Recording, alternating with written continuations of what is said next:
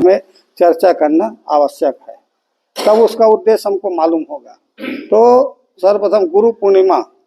तो गुरु पूर्णिमा में गुरु क्या है और गुरु पूर्णिमा क्यों मनाया जाता है, कब से शुरू हुआ, किसने शुरू किया, क्यों शुरू किया और उसका स्वरूप क्या है, और आज वर्तमान में उस गुरु पूर्णिमा मनाने का स्वरूप क्या हो गया है, उद्देश्य क्या हो गया है, उसका जो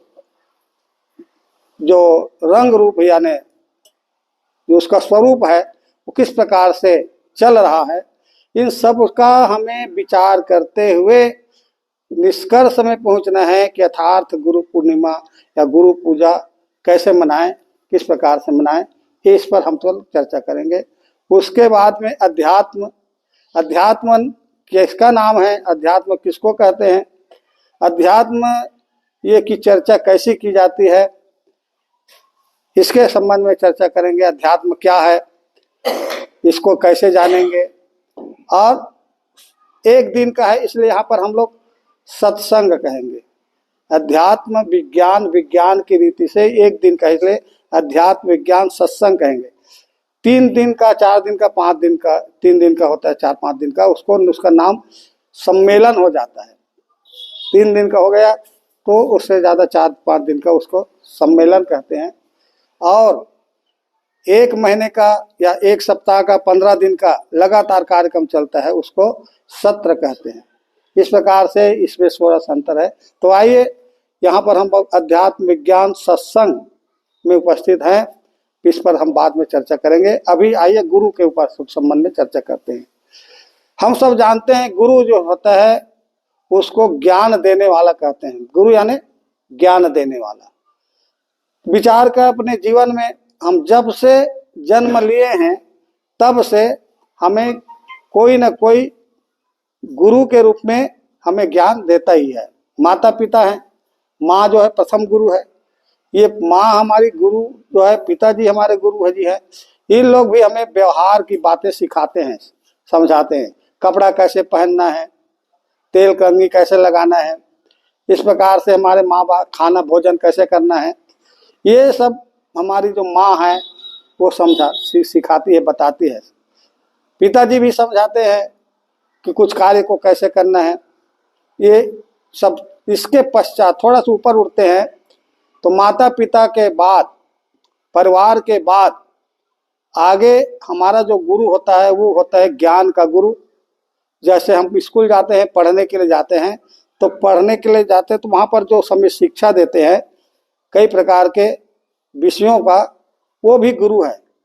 प्राइमरी स्कूल से लेकर के महाविद्यालय तक जो भी हमें पढ़ाए हैं, जो भी हमको सिखाए हैं, अलग अलग विषय वस्तु को जो पढ़ाए सिखाए हैं, वो भी हमारे क्या हैं, गुरु है। उसको भी गुरु ही कहते हैं क्योंकि वो भी ज्ञान दे रहा है। लेकिन इसके ऊपर जब हम उठते हैं तो हमें वेद शास्त्रों के सहित परमात्मा का बोध कराने वाला होता है, जो शब्द में बताते हैं ईश्वर है, परमात्मा है, यानी परमार्थ की बात बताते हैं। स्वार्थ की बात से ऊपर उठ करके परमार्थ की बातें जो बताते हैं उसको भी गुरु कहते हैं। ये गुरु जो होते हैं हमारे कान फूंकते हैं, मंत्र देते हैं, कुछ संस्कार देते हैं, खान पान के बारे में विशेष रूप से हमें बोध कराते हैं कि बेटा इस प्रकार से भोजन नहीं करना चाहिए, इस प्रकार हमें वो बोध कराते हैं। ये होता है, ये भी गुरु ही है। लेकिन और इससे ऊपर जब उड़ते हैं तो वो मैं कौन हूँ और मेरे सहित ये आदि अंत मध्य रहित जो कि चराचर सृष्टि के रूप में दिख रहा है, ये क्या है, मैं कौन हूँ और इससे मेरा क्या संबंध है। हमें इसे सीधा शब्दों में कहें, उधर बंद होगा, उधर बंद। हमें जो इस प्रकार से जो परमात्मा के संबंध में जो ज्ञान बताते हैं उसको गुरु कहते हैं। वेद शास्त्रों के बारे में जो ज्ञान बताते हैं उसको गुरु कहते हैं। और ऐसे गुरु से भी ऊपर एक और गुरु होता है जो परमात्मा का साक्षात्कार कराता है। जो गुरु जो भी ज्ञान बताया है परमात्मा के संबंध में, उसी को ही विज्ञान की रीति से परमात्मा का साक्षात दर्शन कराता है। दिखाता है उसको क्या कहते हैं, सद्गुरु कहते हैं। तो इस प्रकार से एक स्तर है, गुरुओं का स्तर है। लेकिन हम जो गुरु पूर्णिमा जो मना रहे हैं, इसका क्या कारण है? इसका यही कारण है कि वेद व्यास जी चार, उन्होंने जो वेदांत लिखे, पुराण लिखे, 17-18 पुराण लिख लिए। विद्वान था, युगों युगों का इतिहास इकट्ठा किया और उन्होंने शास्त्रों के रूप में परिणत किया, लिख करके उन्होंने देखा, पढ़ करके समझ करके लिखा। लिखने के बाद भी व्यास जी को ये 18 पुराण लिखने के बाद भी उसके मन में अशांति हो गई, उसको आनंद नहीं आया। सोचने लगा मन में कि अरे मैंने इतना मेहनत किया, इतना मेहनत किया, युगों युगों का इतिहास इकट्ठा किया, लेकिन मुझे वास्तव में जो शांति मिलनी चाहिए वो शांति मुझे नहीं मिल रही है। मैंने जिस परमात्मा के बारे में मैंने लिखा है पुराणों में, इन पुराणों में जो जिसके बारे में लिखा है, अवतारों के बारे में, भगवान के बारे में, धर्म कर्म पूजा पाठ सब कर्म कांड के बारे में उसने लिखा। लेकिन उसने खुद ही सोचने लगा कि मैं इतना मेहनत किया, इतना मेहनत किया, ये मेहनत मेरा अपूर्ण है, ये मेरा मेहनत अपूर्ण है। ऐसा उसको क्या होने लगा, चिंता होने लगी, दुख होने लगा, और दुख का निवारण नहीं हो रहा था। अशांति रूप से बैठे हुए थे, परंतु दैव योग बस नारद जी से उसकी मुलाकात हो गई। तो नारद जी ने उस व्यास जी के जो चिंता का कारण पूछा कि व्यास जी आप तो बड़े विद्वान हो, बहुत बड़े लेखक हो, आपके मन में क्या चिंता व्याप रहा है, किस कारण से आप अशांत हो? ऐसा नारद जी ने व्यास जी को पूछा। तो व्यास जी ने बताया कि मैं इतना सारा शास्त्र पुराण लिख लिया, लेकिन मेरे मन में शांति नहीं हो रही है, क्या करूं क्या ना करूं, मेरे कुछ समझ में बात नहीं आ रही है। तो नारद जी ने व्यास जी से कहा, देखो महात्मन, आप कृष्ण जी के पास जाइए, भगवान श्री कृष्ण जो अष्टम अवतार हैं उसके पास जाइए, उसके पास जाने से आपका समाधान हो जाएगा, आपकी जो चिंता है वो चिंता का कारण दूर हो जाएगा। इस प्रकार नारद जी ने व्यास जी को कहा, बताया।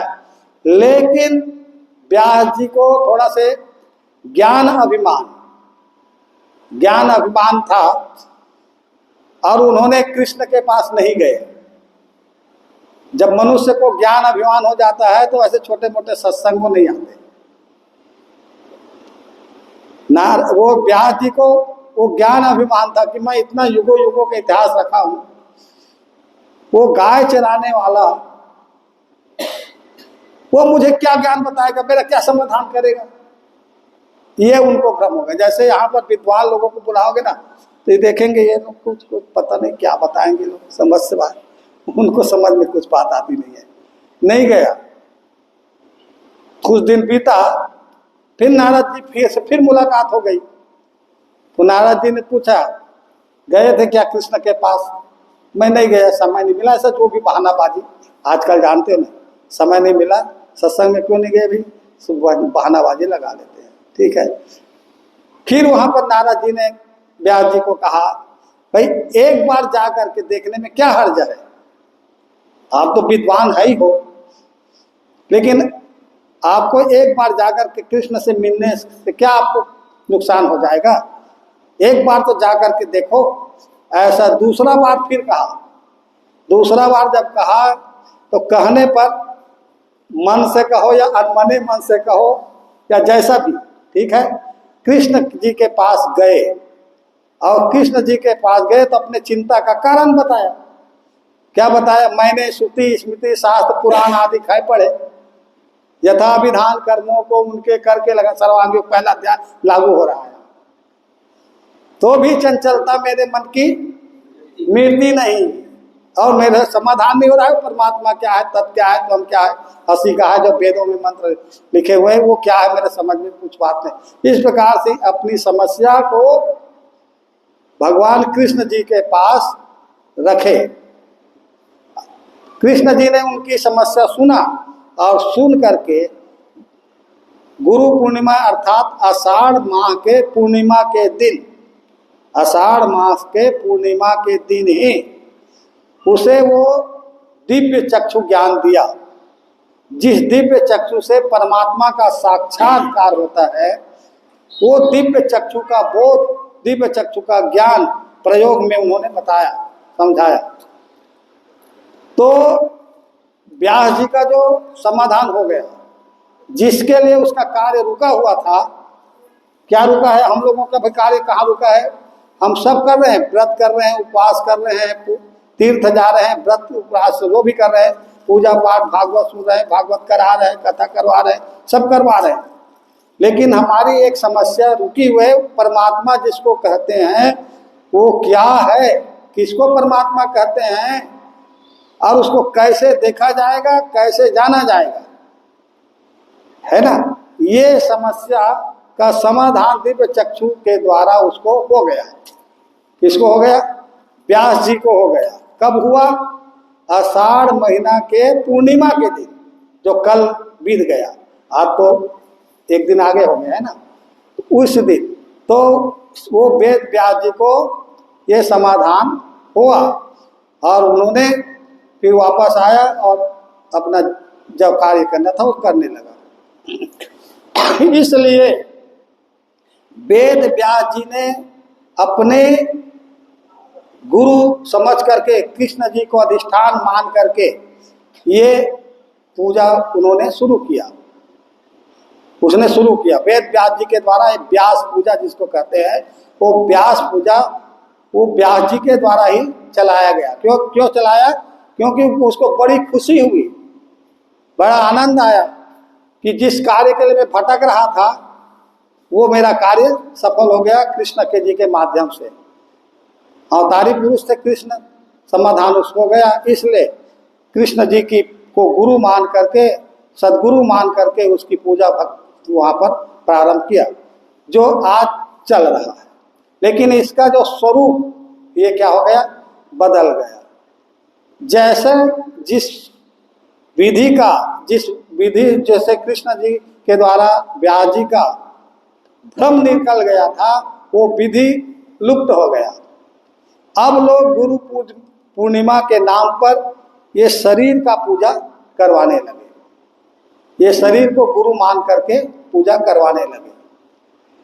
अब तो और ज्यादा हो गया, ये शरीर का भी नहीं, केवल उसके पैर को ही पूजा अर्चना, जैसा भी धुला रहे हैं, चंदन लगा रहे हैं, ऐसा भी हमने करते हुए देखा है।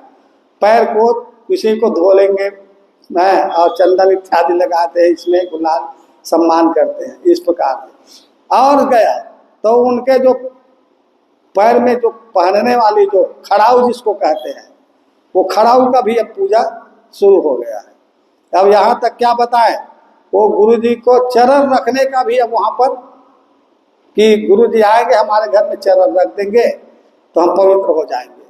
ये इतना सारा विभ्रंश हो गया, विकृत हो गया और चल रहा है।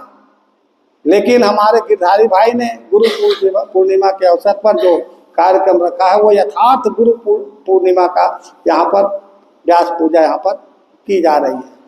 तो इस प्रकार से ये कब से शुरू हुआ था?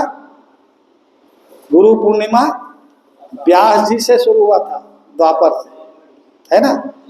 लेकिन आज इसका बहुत विभ्रंश हो गया, ज्ञान की पूजा था। अब ये कब से किसने शुरू किया? अब इसका स्वरूप क्या है, वास्तव में गुरु का स्वरूप क्या है, इसको समझना पड़ेगा। गुरु किसको कहते हैं, इसको समझना पड़ेगा, और उसकी पूजा फिर कैसे करेंगे ये समझना होगा। तो यहाँ पर गुरु नाम ज्ञान का है। गु यानी अंधकार, गु यानी प्रकाश, यानी अंधकार से प्रकाश की ओर ले जाने वाला वो जो ज्ञान है वो गुरु है। वो ज्ञान को गुरु कहते हैं। ज्ञान से हमारा कल्याण होगा, लेकिन ये ज्ञान मिलेगा कहाँ से? तो एक कोई शरीरधारी से मिलेगा। इसलिए शरीरधारी का भी सम्मान करना है, लेकिन वो शरीरधारी को ही सब कुछ मान लेना, वो उस शरीरधारी को, इस शरीर को ही, जिस शरीर के द्वारा ज्ञान प्राप्त हो रहा है उसी को ही सब कुछ मान लेना, ये अपूर्णता है। जैसे कि हम लोग श्लोक पढ़ते हैं, गुरुर ब्रह्मा गुरुर विष्णु गुरुर देवो महेश्वरा गुरु साक्षात परब्रह्म तस्मै श्री सद्गुरुवे नमः। अब हम लोग क्या अर्थ लगाते हैं और क्या समझते हैं, ये गुरु बैठा है, ये गुरु ही ब्रह्मा है, ये गुरु ही विष्णु है, ये गुरु ही शंकर है, और ये गुरु ही साक्षात परब्रह्म है, और कहीं परब्रह्म परमात्मा ब्रह्मा विष्णु इत्यादि नहीं है। इसी 3.5 हाथ के शरीर को वो श्लोक पढ़ रहे, देखो, गुरुर ब्रह्मा गुरुर विष्णु गुरुर देवो महेश्वरा गुरु साक्षात परब्रह्म तस्मै श्री गुरुवे नमः। ये गुरु है, इसी ये सब कुछ है, ब्रह्मा विष्णु शंकर परमात्मा साक्षात यही परमात्मा है। हो गया, विभ्रंश हो गया, विकृति आ गई। वहां पर क्या बताया जा रहा है, ब्रह्मा ही गुरु है, ब्रह्मा भी गुरु है, विष्णु भी गुरु है, शंकर भी गुरु है, और जो साक्षात पर ब्रह्म परमात्मा है वो भी क्या है, गुरु है। ये है उसका अर्थ। कितना उल्टा हो गया। पर ब्रह्म जो है वो गुरु है, तो सदगुरु विश्व रूप तन मन में, सतोगुण के विभूति, इस विश्व रूप को जान करके सतोगुण का जो विभूति होता है उसको विष्णु कहते हैं। जिस विष्णु ने ये जो ब्रह्म ज्ञान का दिव्य चक्षु का जो विद्या यहाँ पर आदि नारायण विष्णु ने किसको दिया था, आदि नारायण विष्णु को जो है उसको दिया था, कौन, परमात्मा ने दिया था। विवस्वान जो आदि में मैंने यह योग स्थायी योग आदि में सूर्य से, सूर्य कुल में उत्पन्न विष्णु नामक शरीरधारी को ये दिया था, इसलिए वो विष्णु को सदगुरु मानते हैं, इसलिए वो गुरु विष्णु है। ठीक है, तो वो परंपरा लुप्त हो गया। अब लोगों ने इस प्रकार से अनर्थ कर लिया, ये 3.5 हाथ को व्यक्ति को ही विष्णु मान लिया, ब्रह्मा मान लिया है, और शंकर जी मान लिए, पर ब्रह्म मान लिया, परमात्मा मान लिया, जबकि ऐसी नहीं है। ठीक है, तो सतोगुण का जो इस ज्ञान को देने वाला जो विभूति हुआ उसको विष्णु कहते हैं, विष्णु नामक हुआ। ये शरीरधारी थे जो बहुत काल के बाद में चला गया। तो उसके बाद में इस कार्य को चलाने के लिए, इस विद्या को प्रचार प्रसार करने के लिए ब्रह्मा जी ने बताते हैं ना, सृष्टि पर निर्माण की। हम लोग ब्रह्मा के बारे में क्या सोचते हैं, ब्रह्मा यानी विधाता ने सृष्टि निर्माण किया, तो वो भी गलत हो गया। ब्रह्मा वो है इस विद्या को, जिस विद्या को ये गुरु पूर्णिमा के दिन व्यास जी ने कृष्ण जी के द्वारा ग्रहण किया, उस विद्या को समाज में, मानव में, उसके विकास के लिए, उसके उन्नति के लिए, उसके उत्थान के लिए जो फैलाने का काम करता है, सृजन का काम करता है, निर्माण का कार्य करता है, उस विभूति का नाम ब्रह्मा है।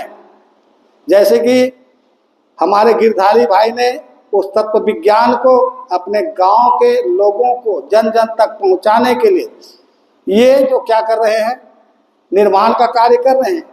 इस विद्या से, इस विद्या के फैलने के लिए, इस विद्या को जन जन तक ले जाने के लिए ये यहाँ पर कौन सा कार्य, सृजन का कार्य कर रहा है, यानी ब्रह्मा जी का कार्य कर रहे हैं। तो वो इसका विभूति है। अभी विभूति नहीं है तो भक्त हैं, भक्त भी होता है, विभूति भी होते हैं, संत भी होते हैं, अवतार भी होते हैं।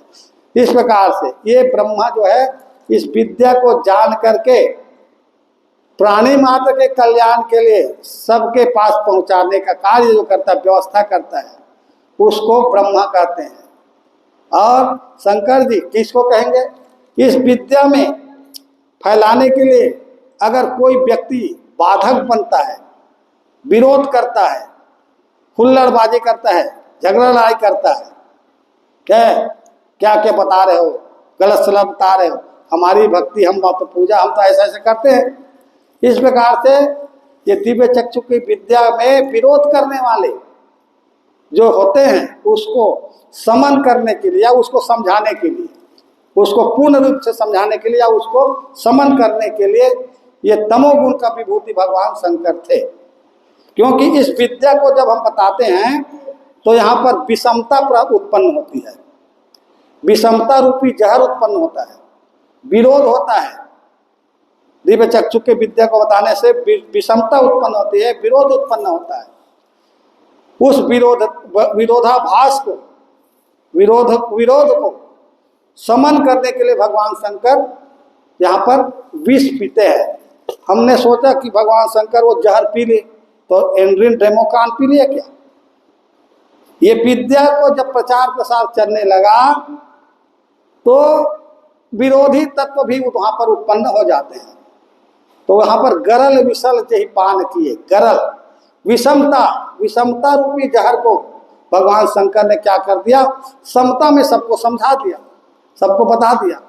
उसके पास समझाने का अच्छा तरीका था, समझा दिया सबको। जैसे हम लोग विवाद होते हैं ना तो कुछ गांव के कुछ मुखिया को लोगों को बुलाते हैं, तो मुखिया क्या करता है, हमारे दो के बीच में जो विषमता है, विवाद हो जाता है, उसको वो क्या कर देता है, समझा देता है, समझा करके दोनों को शांत कर देते हैं। ऐसी देवताओं के बीच में और असुरों के बीच में जो विषमता पैदा हो गया था शास्त्र मंथन से, यानी ज्ञान के विज्ञान के प्रचार प्रसार में, उस विषमता को भगवान शंकर ने क्या कर दिया, सबको समझा दिया, सब समझ गए और प्रेम से रहने लगे। जो विवाद कर रहे थे आपस में प्रेम से रहने लगे, जीवन यापन करने। इस प्रकार से तीन गुण का विभूति हैं ये लोग, ब्रह्मा विष्णु महेश, ये गुरु हैं इस विद्या को बताने वाले, फैलाने वाले। इनको हम नमस्कार करते हैं, सदगुरु होते हैं। और विश्वरूप परमात्मा स्वयं गुरु साक्षात परम ब्रह्म, ये विश्व ही परम ब्रह्म है। इससे भी हमें क्या बोलता है, ज्ञान प्राप्त होता है।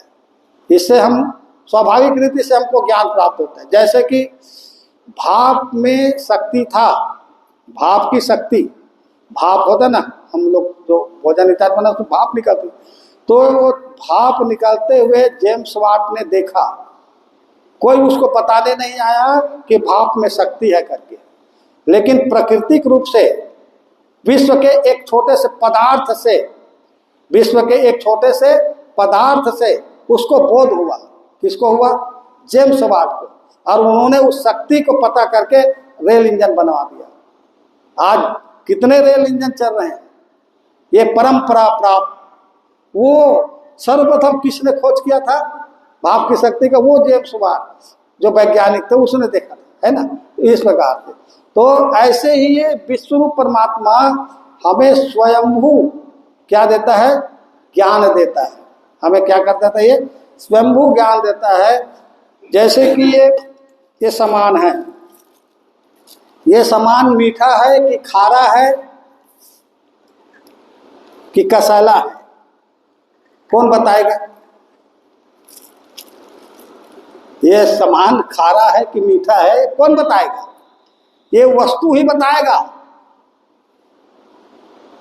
ये वस्तु ही बताएगा। जिसको ये क्या रखा है मालूम नहीं है ना, वो उसके माध्यम से हम जानना चाहेंगे, नहीं पता, लेकिन ये वस्तु ही बताएगा। कैसे बताएगा? ऐसा मैं थोड़ा चखा तो चखने से मुझे पता चला, तो कौन बताया? आप बताए, कोई बताया क्या? बस ये पिंड से लेकर के अपने से अखिल विश्व ब्रह्मांड, जिसको परम ब्रह्म कहते हैं, एक परम ब्रह्म ही इस प्रकार से स्वयंभू ज्ञान हमें क्या करता रहता है, बताते रहता है। इसलिए इस विश्व रूप को नमस्कार किया। गुरु साक्षात परम ब्रह्म तस्मै श्री गुरुवे नमः। इस प्रकार ये हो गया, अब उसका सबल अर्थ हो गया था। तो इस प्रकार से इसको हम समझें। तो ये गुरु का ये स्वरूप है। क्या स्वरूप है? जो ज्ञान बताता है। तो ये जो तत्वदर्शी जो सद्गुरु होते हैं वो कोई नहीं होते, केवल अवतार होते हैं। अवतार होते हैं तो अवतार का जन्म कब होता है? अवतार कब जन्म लेते हैं?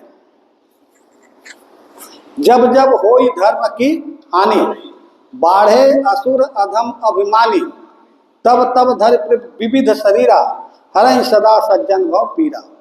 जब जब हम धर्म को भूल जाते हैं, परमात्मा को भूल जाते हैं, तब तब वो अवतार लेकर के आते हैं, मत्स्य कस्य वराह नरसिंह वामन परशुराम राम कृष्ण बुद्ध और कल्कि।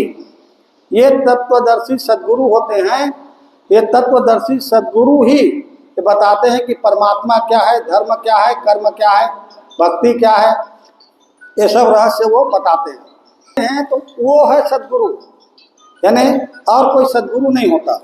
इसलिए कबीर साहब जी ने कहा है, क्या कहा है, गुरुआ तो बहुतो मिलियो, गुरुआ तो बहुतो मिलियो, सदगुरु मिलिया नाही, भव सागर के चक्र में फिर गोता खाएं। गुरु बहुत हैं, गुरु तो बहुत हैं, लेकिन सदगुरु बहुत नहीं हो सकते, एक होते हैं। सदगुरु कितने होते हैं? एक होते हैं। वो एक है, वो कौन है? विश्व है, विश्व ही सदगुरु है।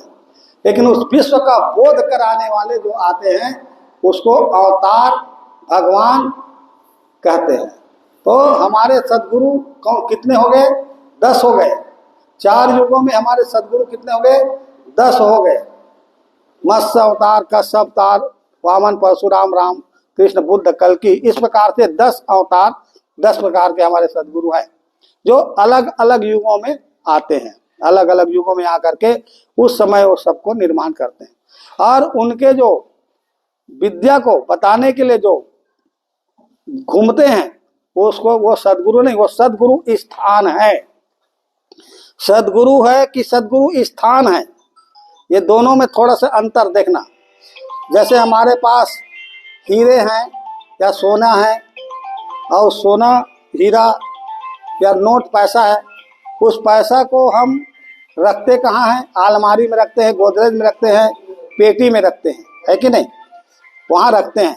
तो गोदरेज का अलमारी कितना भी कीमती हो, गोदरेज का अलमारी कितना भी कीमती रुपया में हम लिए हो, वह नोट नहीं हो सकता, सिक्का नहीं हो सकता, सोना नहीं हो सकता। वो क्या है फिर? वो अलमारी सोना रखने का स्थान है, वहां सोना रखा जाता है, वो सोना नहीं है। ऐसे ही ये जो तत्व दर्शन की जो विद्या अवतार बताते हैं, सदगुरु बताते हैं, इस विद्या को जो धारण करता है, जो रखता है और रख करके जो फैलाता है, बताता है, वो सदगुरु नहीं, सदगुरु स्थान है। ये शरीर का पूजा नहीं, शरीर में जो ज्ञान है उसकी पूजा हो रही है, शरीर का पूजा नहीं। क्योंकि इस शरीर में क्या है? ज्ञान है, इसलिए ज्ञान की पूजा कराया जाता है। तो वैसे ही वो हमारे जो अलमारी, गोदरेज वगैरह है, पेटी वगैरह, वो सोना नहीं है, वो सोना को रखने का जगह है। ऐसा, ये ऐसा समझना। अब लोग अपने को ही सदगुरु मान लिया, अपने को ही सदगुरु। तो गुरु चिन्ह है चाम का, इस चमड़ी को गुरु मान लिया। गुरु चिन्ह है चाम का, सदगुरु चिन्ह नहीं। वो सदगुरु का उसको बोध ही नहीं है। सदगुरु किसको कह रहे हैं? वो अनुभव को सदगुरु कहते हैं, वो ज्ञान को सदगुरु कहते हैं। लेकिन ज्ञान छोड़ दिया, वो क्या बताया उसको छोड़ दिया, अब बताने वाले का ही अब करने लगे पूजा पाठ दुनिया भर का, है कि नहीं? तो कल्याण होगा क्या? जैसे हमारे बच्चे या हम हुए स्कूल में पढ़ने गए थे कि नहीं गए थे? आप लोग सब गए थे ना पढ़ने के लिए। तो जब पढ़ने के लिए गए थे तो गुरुजी ने जो ज्ञान बताया वो है गुरु, जो ज्ञान बताया वो है गुरु। लेकिन वो ज्ञान कहाँ था? उस व्यक्ति में था, वो व्यक्ति में था। तो इसलिए उसका भी सम्मान हमें करना आवश्यक है। तो कितना सम्मान करें? जितना उसकी जरूरत उतना करें। अब गुरु जी का तो सम्मान कर रहे हैं, पूरा सम्मान कर रहे हैं, लेकिन उसके ज्ञान का जरा भी हम ध्यान नहीं दे रहे हैं। उन्होंने जो बताया उसको हमने पूरा छोड़ दिया। अब छोड़ दिया तो परीक्षा में पास हो जाएंगे क्या? तो गुरु जी का तो हमने बहुत सेवा किया ना, बहुत पूजा किया ना, परीक्षा में क्यों पास नहीं हुए? क्योंकि हमने वास्तविक जो गुरु का जो स्वरूप है ज्ञान, उसको हमने क्या कर दिया, छोड़ दिया और शरीर को गुरु मान लिया। ये सब हाल है। इसलिए हम एक व्यक्ति से लेकर के ज्ञान से लेकर के विज्ञान तक हम आत्मसात करें, उसको समझें। जब समझ जाएंगे तो कहाँ पर किसको कैसी पूजा भक्ति करना है, ये हमें समझ में बात आ जाएगी। तो ये गुरु का जो है क्या हो गया, स्वरूप हो गया। अनुभव को ही सदगुरु कहते हैं, अनुभव को ही सदगुरु कहते हैं। ये मीठा लगा मुझे, ये मुझे मीठा लगा, ये मुझे अनुभव हुआ, ये मीठा है ऐसा मुझे अनुभव हुआ, लेकिन अभी आपको अनुभव नहीं हो रहा है। आपको मीठा लग रहा है क्या? नहीं लग रहा, अनुभव नहीं हो रहा। तो आपको अनुभव कब होगा? आपको अनुभव कब होगा?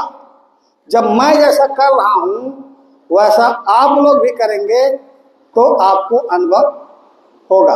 अर्थात वो कृष्ण जी ने जो वेद व्यास जी को जैसा विद्या बताया था, दिव्य चक्षु का योग का उसने प्रयोग बताया था, वो प्रयोग जब तक हम नहीं करेंगे तब तक हमारी गुरु पूर्णिमा, गुरु पूजा पूर्ण नहीं होगा। तो गुरु पूर्णिमा बजाने के लिए वो क्या बताए थे अब कृष्ण जी ने? कृष्ण जी ने अब क्या बताया था? अब श्रीमद् भगवत गीता में उसका वर्णन किया है। अलग अलग अध्याय में अलग अलग ढंग से उसका वर्णन किया गया है। हम एक दो अध्याय का बता रहे हैं। जैसे कि 11वां अध्याय में, 11वां अध्याय में कृष्ण ने क्या बताया था? व्यास जी को कहा था कि दृश्य मात्र क्षर जानकर, दृश्य मात्र क्षर जानकर अक्षर मीठा जान, दोनों है जिस नाम में वही देख कर ध्यान, कहत ही देखा रूप अपार, तो घबराया तब कहे कृष्ण जी सदगुरु ले आधार। कृष्ण ने ये ज्ञान बताया था जो हम आज यहाँ पर उपस्थित होकर के बताने वाले हैं, वो सदगुरु को बताने वाले हैं। सदगुरु का साक्षात्कार कराने के लिए आए, बता रहे हैं। वो सदगुरु की पूजा करने के लिए यहाँ पर उपस्थित हुए हैं। अर्थात ये कृष्ण जी ने बताया 11वें अध्याय में। ये दृश्य जो कुछ भी दिख रहा है, तो इतना ही नहीं दिख रहा है, ये दृश्य मात्र जो कुछ भी दृश्य दिखाई दे रहा है, दृश्य मात्र क्षर जानकर, ये दृश्य जो है बदलने वाला है, परिवर्तन होने वाला है, रूपांतर होने वाला है, इसलिए इसको क्षर कहा। दृश्य मात्र क्षर जानकर ये है। इसको अगर हम तोड़ दे मरोड़ दे तो इसका परिवर्तन हो जाएगा। ठीक है, तो इसलिए जो भी दिख रहा है, जो भी दृश्य हो रहा है, ये सब दृश्य कैसे है? परिवर्तनशील है। उसी को ज्ञान बता रहा है। दृश्य मात्र क्षर जानकर अक्षर मीठा जान, ये इसका परिवर्तन हो जाएगा, लेकिन इसका मिठास जो का त्यों रहेगा। ये इसका अभी गोल गोल दिख रहा है तो इसी प्रकार से चूरा चूरा हो जाएगा, लेकिन मिठास रहेगा। यानी अक्षर मीठा जान, इसको अक्षर कहा। जो दृश्य दिखाई दे रहा है उसको अक्षर कहा, और जो इसमें मिठास भरी हो उसको अक्षर कहा। अब इसको अक्षर कहें कि अक्षर कहें, इसको साकार कहें कि निराकार कहें, तो दोनों है जिस नाम में। इसका नाम है कि नहीं है? इसका भी नाम है कि नहीं है? अरे दोनों है जिस नाम में वही देख कर ध्यान। तो क्या क्या देख? पहले इंद्रियों से क्षर को देखो, बुद्धि से अक्षर मिठास को देखो, जानो, और निश्चय करो जीव जान से इसका नाम के सहित वस्तु है। ऐसा ये 11वें अध्याय में बताया। ये बताया था उसको कुछ समय में, थोड़ा समय में। 7वें अध्याय में यही बात बताया। वो क्षर क्या है? क्षर क्या है? तो कृष्ण जी बता रहे हैं 7वें अध्याय में, भूमि रापो अनलो वायु खम मनो बुद्धिरेव च, पृथ्वी जल अग्नि वायु आकाश मन बुद्धि अहंकार, यही मेरे प्रकृति के 8 अंग है। ये दृश्य है। ये 8 अंगों से, यानी जिसको दृश्य कहते हैं, जिसको क्षर कहते हैं, ये 8 अंग वाला है। क्या है? पृथ्वी जल अग्नि वायु आकाश और सतरस्तम, ये 8 अंग इसमें है। ये क्षर ये बताया था, लेकिन ये भूल गया। ये गुरु पूजा में गुरु पूर्णिमा के अवसर पर ये ज्ञान कहीं बताया नहीं जा रहा है। आप लोग वाकिफ हो रहे हैं कि नहीं हो रहे हैं? ऐसा बताना है। ये तब गुरु जी हमारे क्या रहेंगे, जिंदा रहेंगे, नहीं तो ये तो भूल जाएंगे, है? भूल जाएंगे नहीं। तो ऐसा बताया था उसने। अब और 15वें अध्याय में भी कहते हैं, 15वें अध्याय में भी बता रहे हैं, द्वामिमो पुरुषे लोके क्षर अक्षर एव च क्षर सर्वाणि भूतानि कुटस्थ अक्षर। यही बात बता रहे हैं।